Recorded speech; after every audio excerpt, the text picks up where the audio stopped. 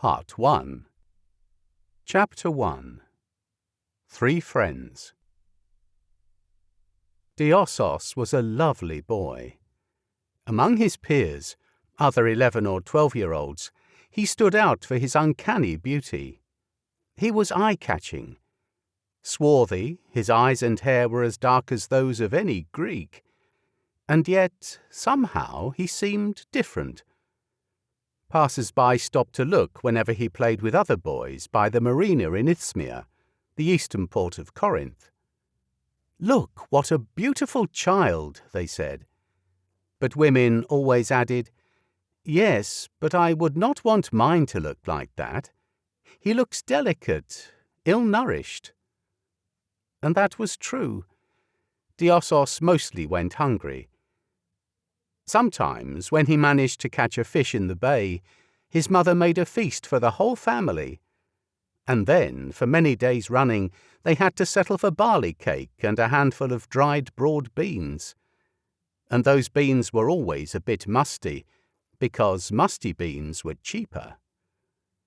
Sometimes he managed to earn a few obols by scrubbing decks on great sailing galleys, or by helping to arrange dried fruit in crates for export to Phoenicia or Egypt. The wages were tiny, but he always gave everything to his mother, or rather to his sister, because his mother worked all day and returned home only late, leaving the household in the care of her daughter. And what a household that was! A couple of rooms in an old dilapidated house situated right by the port pier. A tiny garden with a few rows of beans and parsley, and one old goat, thin and always hungry like its owners. These carrions were a destitute lot. Other children called him Carrion because his mother was not Greek. Her first husband, Phaemon the driver, had brought her to Corinth from Caria in Asia Minor many years ago. Once upon a time, they lived a life of plenty, but Diossos did not remember those times. When Phaemon perished in a fire, with their house, possessions, horse, and the cart, their lives were ruined. That happened 8 years ago, and for little Diossos, poverty was all he could remember. For a short while, 3 years ago, it seemed that better times would come, because Diossos's mother remarried. But her hopes that she could improve their lot by remarrying vanished quickly. Her new husband, Diossos's stepfather Dromaeus, a guard on a great merchant galley, turned out to be a wretch. A drunkard and gambler, he spent his days playing dice with other sailors, and lost all his earnings and eventually his job. He lived for a while on his wife's wages, and by selling her possessions. But when these sources exhausted themselves, he abandoned her without scruples, disappeared for a long time, and returned only after 1.5 years. He promptly sold everything out of the house again, then moved to the opposite end of the port, and gave no further sign of life.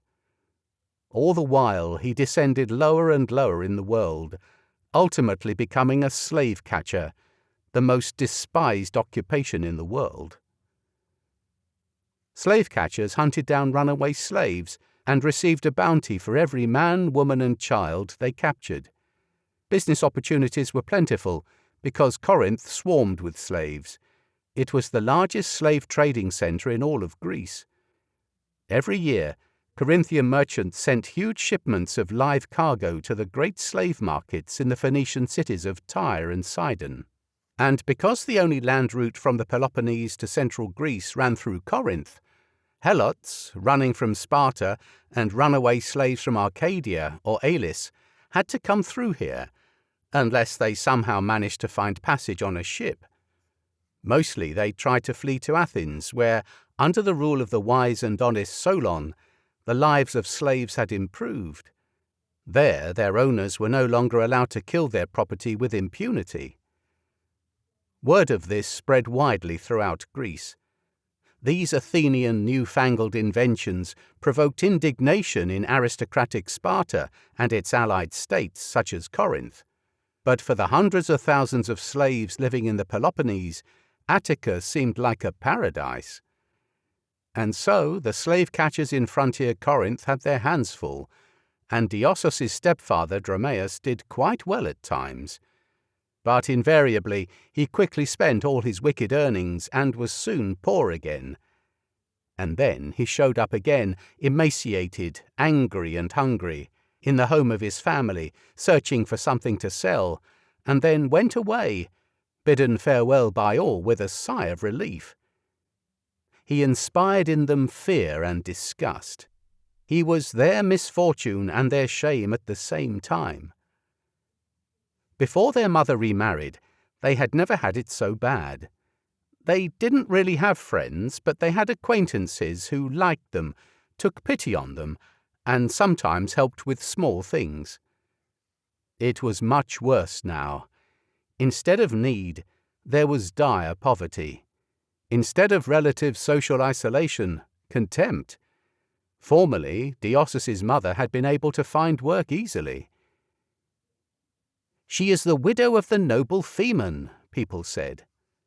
And now everyone turned away from her. "She's the wife of that slave-catcher Dromaeus," they whispered.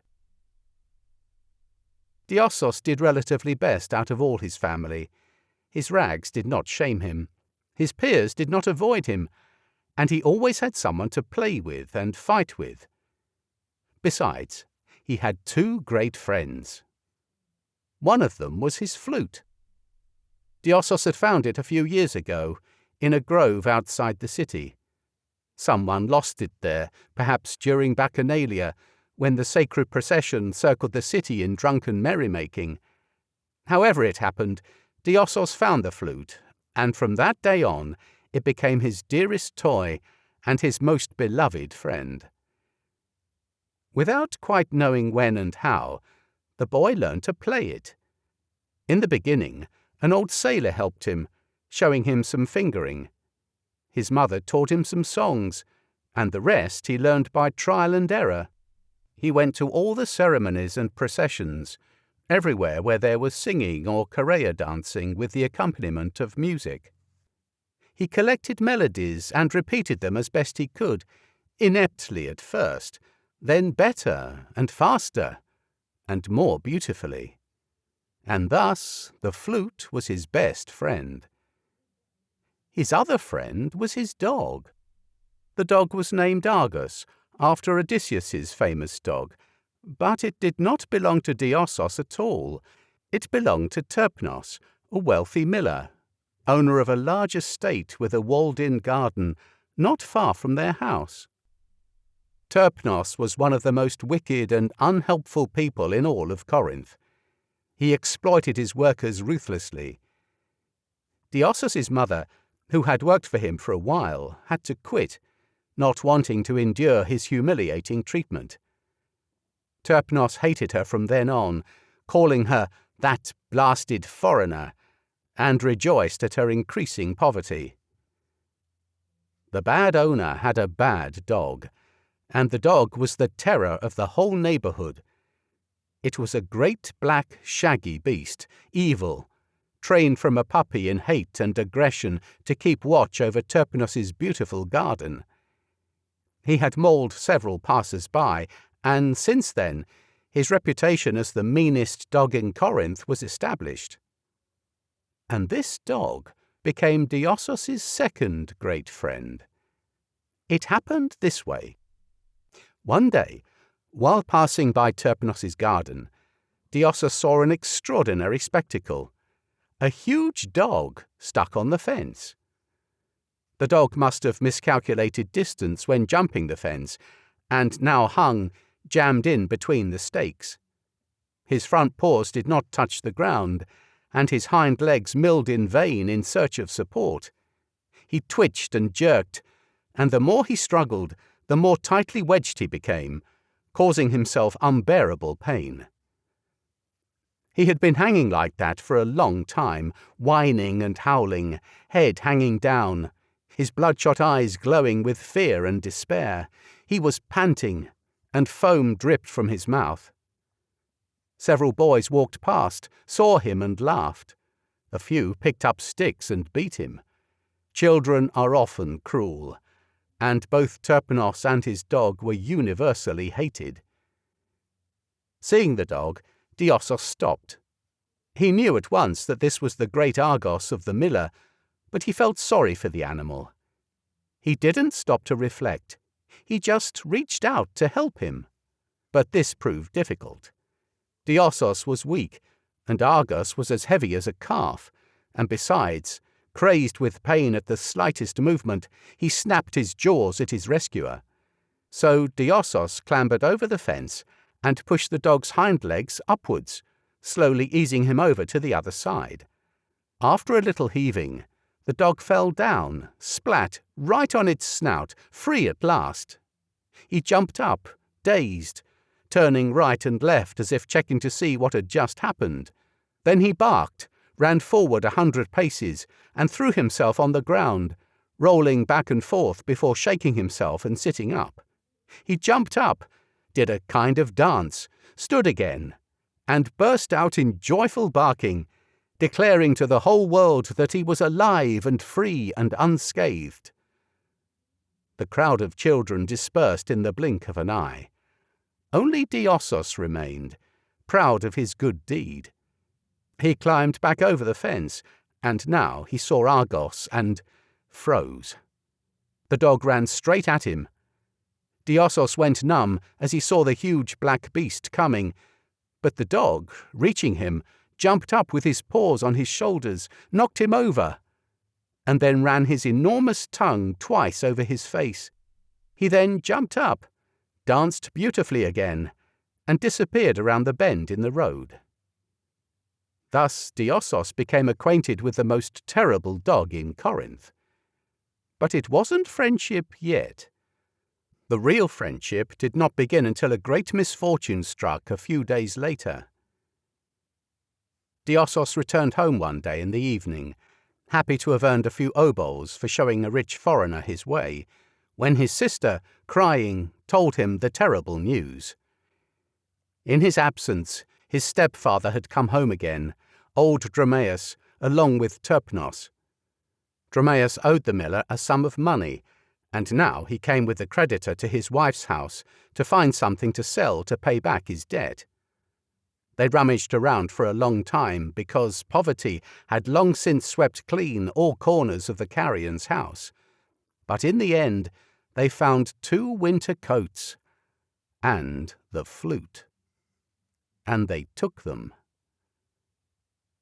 Diossos' sister, Euclea, a few years older than he, recounted the whole incident through tears. She related how she'd wanted to hide the cloaks because they were their only cover day and night, how she tried in vain to protect them, how she struggled with her stepfather and the wicked Terpanos, how she called them thieves and scoundrels, for which they hit her so hard that she could now hardly move her hand. She was crying, and Diossos had to comfort her. Their mother came, then their little brother, and they all heard the story again and wept. But Diossos could not easily come to terms with his loss. The cloaks? Bah! Summer was coming, and one hardly needed clothes any more. But the flute? That was terrible. That could not be allowed. During the day, Diossos hatched a plan. The boy didn't understand that, by law, a Corinthian husband could dispose of his wife's property however he liked. He only knew that the flute had been his best friend and his greatest joy, and that it had been stolen from him. Stolen! And so he decided to get it back. But because Terpanos was strong and evil, and no one would stand up for the poor boy, it followed that the only way to recover his friend was to steal him back. So when night fell, he left the house and crept silently into the miller's yard. It was sheer madness, and only utter despair could push anyone to take such a step. But Diossos was desperate. Terpanos' house was large, and Diossos, who had seen its inside only once, did not remember it too well. A house servant of the miller had told him where Terpnos had thrown his flute, and that was where Diossos was going to look. But with such information alone, it would have been difficult to find a small item even in daytime, let alone at night. Diossos was not a great burglar, and his foolish escapade ended just as it had to. Immediately after entering the house, he woke someone inadvertently, became frightened, cried out, and, blinded with fear, dashed away through the garden. Terpnos flew out after him, but he didn't intend to exhaust himself in chasing the boy, whose tiny shadow he saw perfectly clearly in the moonlight. He set the dog after the fugitive.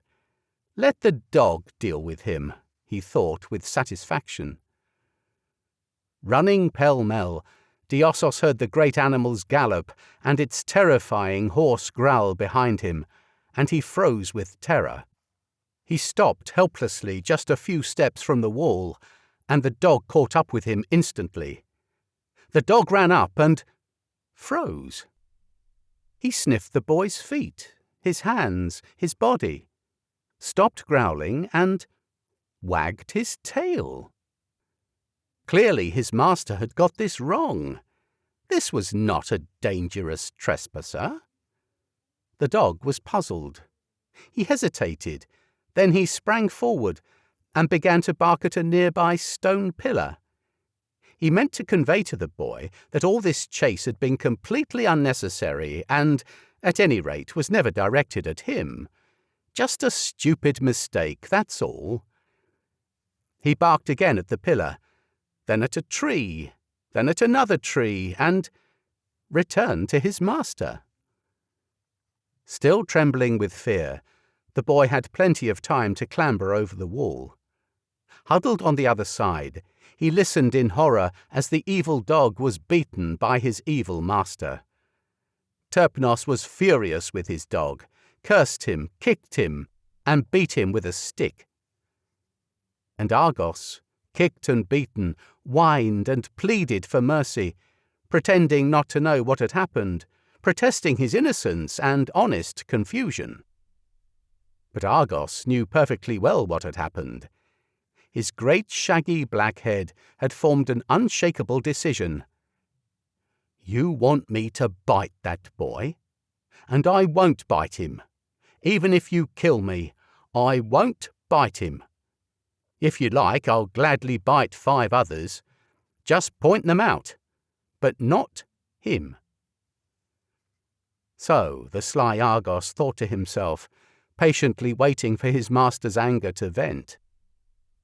As the blows continued to fall and the pain became unbearable, he got fed up and growled a brief, terrifying warning growl. Hearing it, Terpnos stopped abruptly. It was better not to risk a confrontation with the dog. Argos was as big as a wolf, and stronger than one, too. So Terpnos gave him one more parting kick and went back home, cursing. And Diossos returned home without his flute, but with a heart overflowing with tenderness and devotion.